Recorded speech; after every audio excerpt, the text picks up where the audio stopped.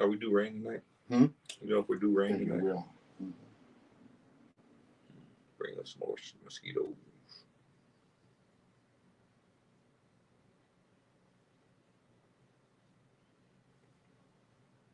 Good afternoon, everyone. It's 8 o'clock on the dot, and I'm coming to you from WFOV 92.1 FM, Flint, Michigan. It's the world according to TC. I have here tonight my friend, Mr. Marcus Brown. He's been on before, and I think we've got a lot to talk about tonight. How you doing, Marcus? How you doing there, sir? Thank you for having me I'm again. doing all right, man. I'm doing all right. There's a lot of bad stuff that went on this weekend. I mean, Yeah. I was a kid when I was a child when Emmett Till was murdered. Growing up when Cheney, Swann, and Goodman was murdered, and it looked like it's never going to go away. Yeah. What is it going? The quote unquote Atlanta child murders, which was really a nationwide thing with black children coming up missing. I went through the era of the Rodney King. That was my time. Rodney King. When things were going on heavy, and now I'm actually kind of impressed by this Generation Z. Yes. And the millennials and what they're doing. I'm really quite impressed with what they're doing today. So I think every generation that came along in the black race, we've let each other down. And I don't want to let these people down that's coming after us, brother. That's all. That's my heart desire, is not to let them down. Well, we've had a leadership gap for a while. I mean, if you go back to Frederick Douglass, followed by the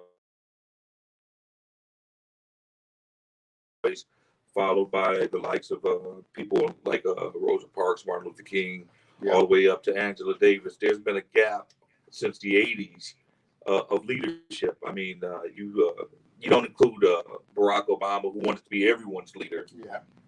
There's not really been someone to step in for leadership nationwide, or to even act as a spokesperson for black people right now. But I'm quite impressed with our leadership, what the millennials and Generation Z is doing. And I think it's our place not to try to take leadership now, but to advise and help out support what these kids are doing. Yes. Because they are leading peaceful protests and they are getting stuff done. And I'm actually optimistic that these kids might be able to change the world in a way that our generations have not been able to.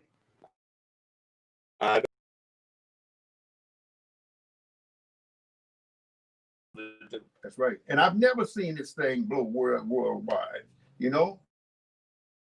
because of one man, one death, and the people saw it worldwide, that man knee on that gentleman's neck. Well, everybody joined in. I wouldn't call it one man. I would call it the straw that broke the camel's back. Yeah. It's a whole bunch of other straws up there. Yes. But it's that one straw that caused the avalanche. It's that everybody saw it. Yeah. It's kind of like Rosa Parks. I used to live around the corner from Rosa Parks and take out her trash and run errands for her. But sometimes it just takes that one additional drop that caused the flood, that one snowflake that just, or too much. Yeah, that's it. Time to go. But it wasn't just him. There's a lot of other people that passed away and died also. But it's that phrasing. I'm sick and tired of being sick and tired. I'm tired of black folks dying. I'm tired of being scared of my son dying. Right. I'm tired of people that look like me being in this situation and dying over nothing, over a $20 bill, running away and getting shot in the back. Right. Something of a misdemeanor.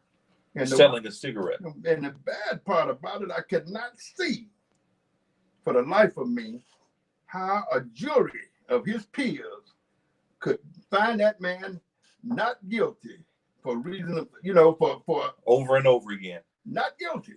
He feared for his life, although the guy was 20 yards away from him. He shot him down like a dog, but he feared for his life. I mean, You knew the job was dangerous when you took it. Yeah. Yeah. But that has been the justification for shooting us. We are so strong and super powered and scary that when a little kid is playing inside of a playground, you shoot a 12-year-old kid that has a toy gun in the playground. You roll up on him and two cops shoot him in a playground. You shoot a man, afraid of him. right? You shoot a man inside of a Walmart who's carrying a BB gun. I mean, it's just, I mean, it's ridiculous, and it just keeps happening, and eventually something gives and something has to break and something has to change. It tells me one thing, that some of those Caucasians don't care about us. They don't have any feeling of how we feel. They don't have a hint of how we feel. What was really scary, there were two things about that videotape. My wife refuses to watch it, but there were two things that really scared me or really affected me about that videotape. If you watch the most recent videotape with Mr. Floyd, George Floyd in it, if you watch that man's face as he grinds his knee into the neck, that lack of compassion, that lack of hesitation, it's almost like, you know, this man has done this before. He's done it before. I believe he's killed before. I mean, that you look inside that man's face, and I'm from Detroit. I've been in the Marine Corps, and I've seen death and murder before. You can almost tell a murderer and somebody who's comfortable with it, and that man is comfortable with it. A guy just this afternoon put his knee on another gentleman's neck. Yeah, but I mean, if you look at the video, if you're comfortable looking at that video again, if you look into that man's face, it's almost like you're looking into the face of the devil with the comfort he felt with grinding his knee into that neck. That's and right. Keeping it there for another 2 minutes. And you look into his face like, it's just like you're looking into the face of a snake or some kind of heinous creature. But then that mama, when the man calls, you're killing me, I'm dead. And then he calls for his mama. I heard a woman say, his mother heard a woman say, that wasn't a call just for his mama. Every mama who heard that shuddered and said that was a call for almost every mama out there. You hear a child call for their mother. Most mothers hear that call for them. And a lot of other mothers heard that call. There are pivotal points in history, and we're living at a pivotal point in history. And 20, 30, 40 years from now, unborn children are going to ask us, what were you doing during this period in time? Grandma, grandpa, what did you do? What side were you on? Right. And you're going to hope and wish that you were going to be able to answer your grandchildren that you were on this side or that side. And some people are going to have to shamefully say, I don't know. I didn't know. I was on no side. I didn't take a side. I was on the wrong side. But this is one of those pivotal times in history where people need to pick a side and take a side. The Black Lives Matter side, the side of the protesters, the side of the police. But something has to change here. But I don't know. This stuff didn't jump up and start happening, but it really got more open in the last 3 years. Well, I don't think it's so much that it got more open in the last 3 years. Black folks have known that police brutality has been a thing. It's always been there, right? It's always been there. I think that technology is what changed things. We've always been complaining about it, but technology changed things. Nobody would have believed what happened to Rodney King unless that video camera had shown what happened to Rodney King. But even with the videotape, they say it didn't really happen that way. You didn't see it all. Don't believe your lying eyes. And the first time they tried those gentlemen, they got to quit them. Yeah, they got an acquittal. They got an acquittal. They had to come back with federal civil rights charges in order to find those gentlemen guilty.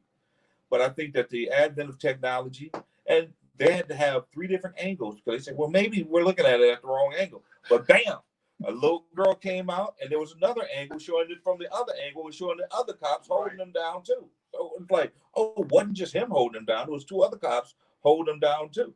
So we got four different angles, and we got this angle up there too. So bam, bam, bam, bam. It was not just him; it was these other guys too.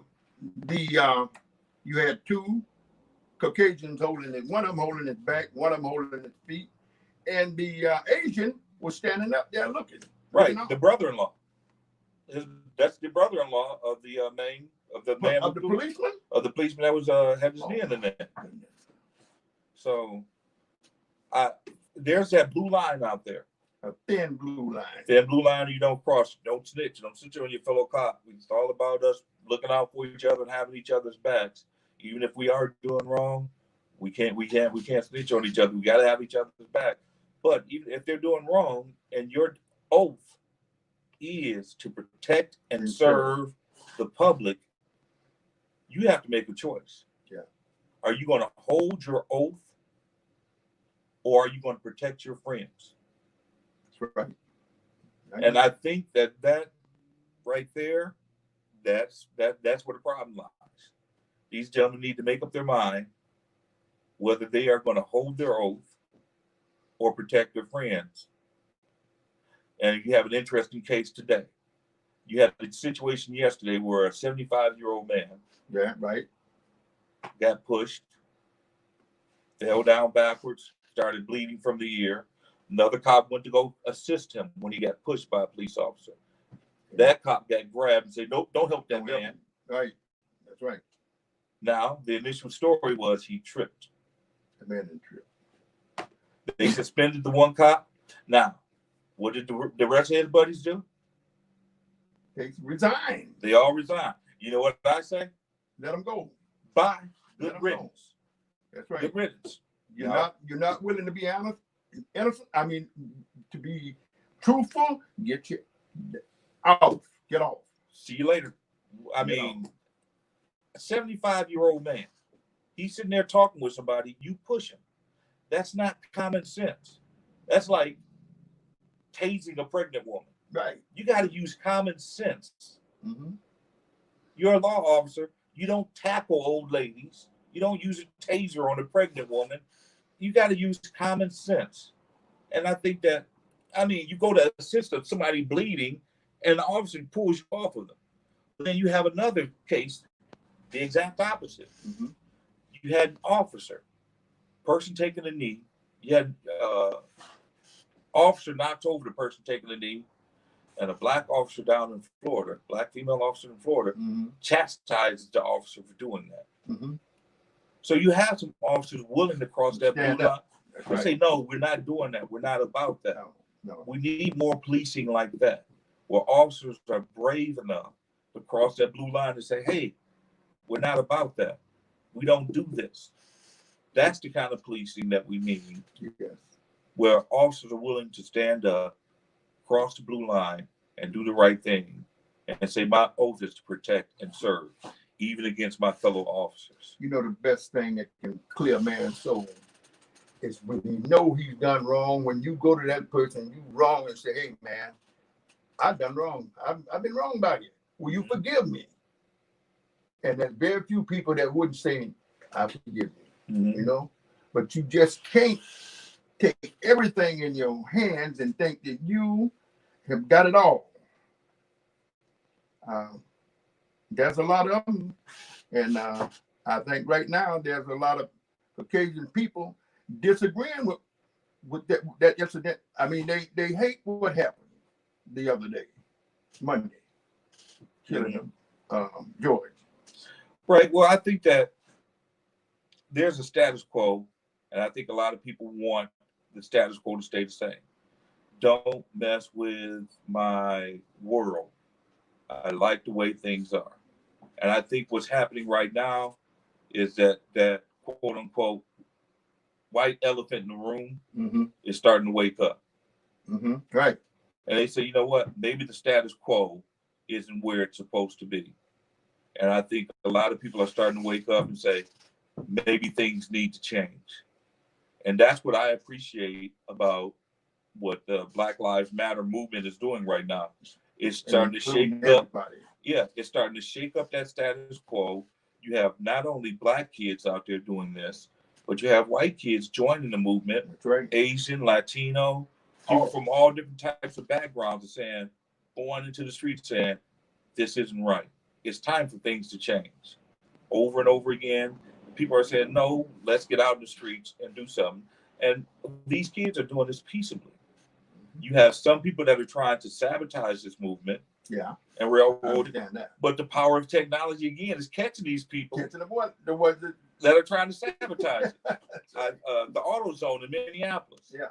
They caught this person that looks just like a police officer. They need to investigate this. He's the one that burned busted the window in AutoZone, and they got a videotape of one of the protesters following them, challenging them to a fight. Hey, man, don't be breaking these windows. And the guy runs behind the building, and they got him on videotape, and they got a close-up shot of him. And then they have his ex-wife. There might be some bitterness there. His ex-wife identifies him. Mm-hmm. Say, that's my husband. And he's a police officer. Oh, my goodness. And so, I don't know, but that needs to be investigated. Yeah. So you have these groups out there that are like Antifa and some other extremist groups that are trying to sabotage this movement. But I think this movement is too powerful and too big. You have some cops out there that are still amped up and steroided out and still let's take the fight to them. Yeah. And, like this is some kind of sport and us against them, but it's not us against them. It's about what's best for everyone. I've been stopped by the police.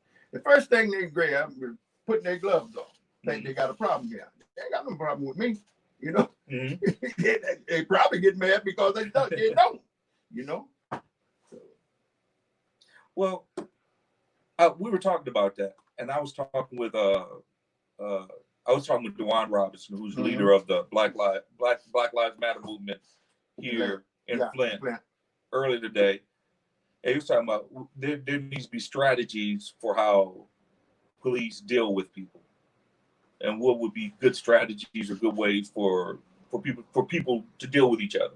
Mm-hmm. And we started talking about there needs to be better ways for de-escalating things. Mm-hmm. If a bad guy has a gun, he puts his gun down, then the police need to put their gun down. We need to start working on ways of de-escalating things where things don't just ramp up and all of a sudden there's shots fired. Mm-hmm. But also we need to start talking about ways of police engaging people. Police are employees. They are servants of the public. Right. And usually the first time the police engage you, they're asking you questions. Maybe the whole scenario should go differently. Police stops you. Maybe it should be, pardon me, ma'am or sir.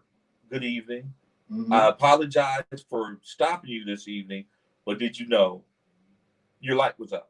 Did you know that you were speeding? Maybe they should be informing you what you did instead of asking you a question. That's what they usually do. They ask you, do you know why I stopped you this evening? And you go through your head with 20 different, maybe you know about that Hostess Twinkie I stole in the second grade. Maybe you know about the dead body in the trunk. I don't know why you stopped me. You give somebody an open question, all of a sudden you don't know why you're getting stopped. You open the question up, and all of a sudden it's an investigation. This guy's doing a Quincy investigation on you like it's a TV show. Just be, cordial, friendly, inform me. Just don't ask me questions. I'm sorry, sir. I'm sorry to interrupt you to say stop you from what you're doing. Mm-hmm. But did you know that you were going over the speed limit this evening? Mm-hmm. And maybe that's a more friendly way of doing it. Just inform the person directly. And the person might come back, I wasn't going over the speed limit. And it's a better way to just start it just like that. The person might be abrasive, but you take it from there. Inform them friendly, and then just take it from there. This is WFOB 91.2 LPFM, Flint, Michigan, on University Avenue, and I've got my friend Marcus Brown here with me today. And if one question that bothers me, Marcus, I would like to ask you, why in the world can hate be passed on about us? People are downright hateful for us. They hate us. Why? Why do people hate black people? Why do people hate black people? That's a good question. There are people that have religious theories about it. Yeah. There are people that have historical theories about it. Some people think it goes back to the Spanish and well, my theory is this. You have an event that happened in this country, which is slavery. Mm-hmm. You had the Spanish that sought to get permission to bring slaves over, and that's a whole different story about why the Spanish chose blacks. We stand out in the crowd. Right. A block away, you can tell a black person from a white person. So, hey, that's a black person. That person's got to be a slave. They tried indentured servants, but indentured servants say, hey, I'm free. How can you tell them, But definitely that dark-skinned person over there is a slave. So we fit and easy to pick out of the crowd. That person's definitely a slave. So black person were a natural choice to use. We had already been exposed to a lot of the diseases the Europeans had been exposed to. Mm-hmm. So Native Americans hadn't. So Native Americans were dying by the boatload, literally. Genocide and killed off most of the Native Americans because they had been exposed to the same disease. But why do they hate black folks? I look at it like this. You've done wrong to somebody. Literally, if you raped a person and you're sitting inside the same room with them after the rape, and you're sitting in a room with a whole bunch of other people know you raped them, but you're pretending like you didn't rape them. Mm-hmm. And you're trying to play it off like either you didn't rape them or that person deserved the rape. That person is feeling guilty. And I think black folks felt guilty about slavery and everything that happened to us. But now we're starting to realize, wait a minute, we didn't do anything wrong. We shouldn't be ashamed. We shouldn't have to adjust or assimilate or do this, that, and other thing because you did this to us. We should be proud and we should stand up and we should say, no, you did this to us. Mm-hmm. We did nothing wrong. But to a degree, the person that did that wrong has to justify that wrong. No, you were asking for it. No, you wanted to do this. No, by me doing this to you, I put you in a better position. I made your world better by forcing this upon you. Keeping you in the house. Yeah, by doing all this to you. But whatever you say, everybody in the rest of the world say, no, that was just wrong. Taking these people from there was just wrong. But psychologically, what does that do? What has that done to African Americans to have been enslaved? We are suffering from a lot of different conditions and a lot of different types of weird guilt and psychic traumas that are still messing with us. That's right.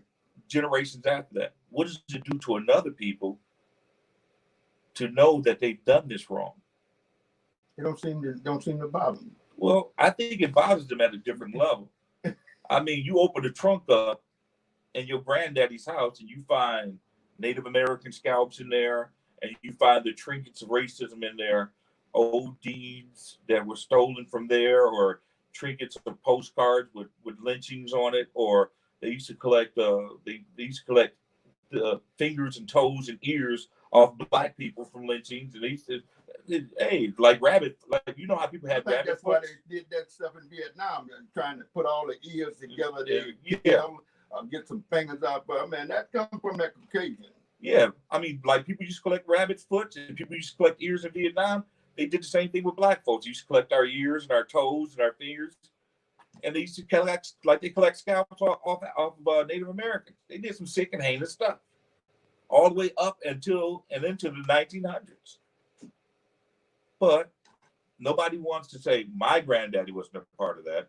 My granddaddy didn't own slaves. Nobody's relatives owned slaves. But they got their wealth from it. That wealth came from somewhere. It come from our backs, the backs of our parents. And it's interesting. They say, well, why do black folks have to burn stuff and destroy stuff and do all this other stuff?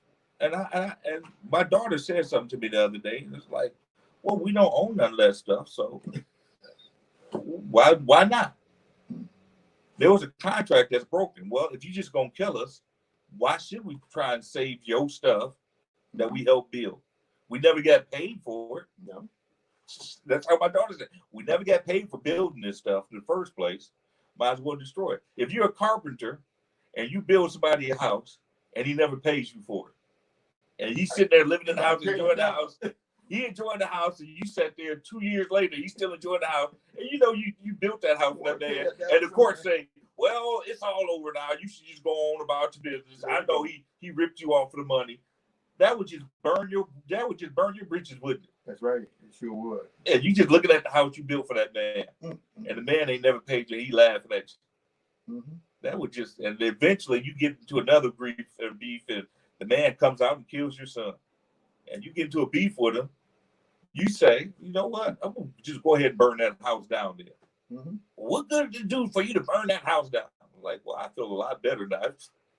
Who's on my soul? And I think that's how a lot of these kids feel. We don't own none of it. So it might not be the good or best thing, but I think that's how a lot of people feel. That that's why I try to talk to our people about, we should own something. We should have started corporations. We should have banks. We should have our own hospital. Well, we did at one time, but you saw what he did with Black Wall Street. Yeah, they did it that they tore up Tulsa, Oklahoma. Right, 90 years, almost 99 years to this day. Black Wall Street got bombed by white people. They literally, the first and only time the U.S. gets, well, besides Pearl Harbor, but the first time the U.S. gets bombed, it's by white people bombing the United States. Right. And that's in Tulsa, Oklahoma. They get in the airplane, they start bombing black people in Tulsa, Oklahoma. And they literally had airplanes bombing this black area because of a supposed accusation against one person made by a white woman. They bombed this neighborhood. What accusation? That she was raped? That she was raped. Oh my goodness. And they said, let's go ahead and destroy this black neighborhood. They killed hundreds of people, displaced thousands of people, and destroyed this whole black neighborhood. They're still digging up mass graves right now.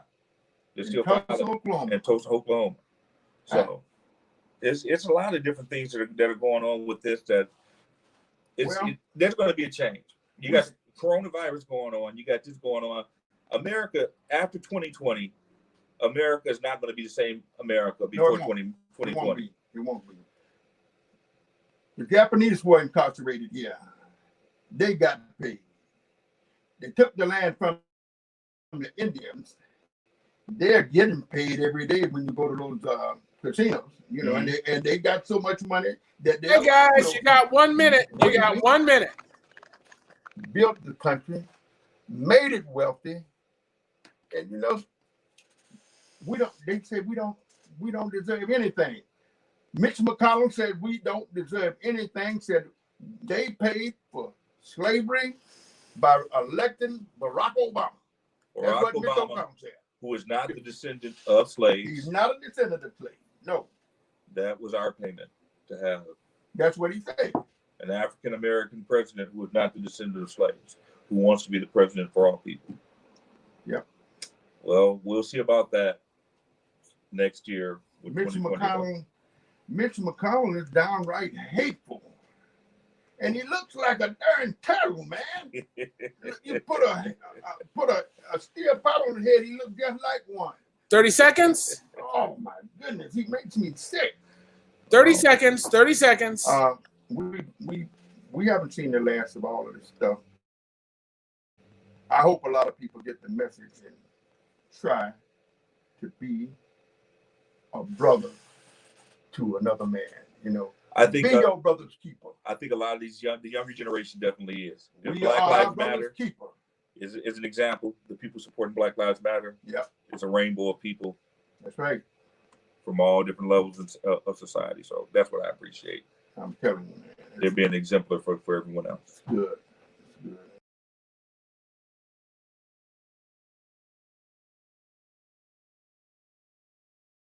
Me on again today. Yes, I thank you for being on. You're going to be on again. We got to get back into that urban farming again. Yeah, well, we have to talk about it, but I also want to go over the list of requests that Black Lives Matter is talking about. Okay. To resolve some of the issues with the police. We can do it next week. Okay. Okay. Right on. Here we are.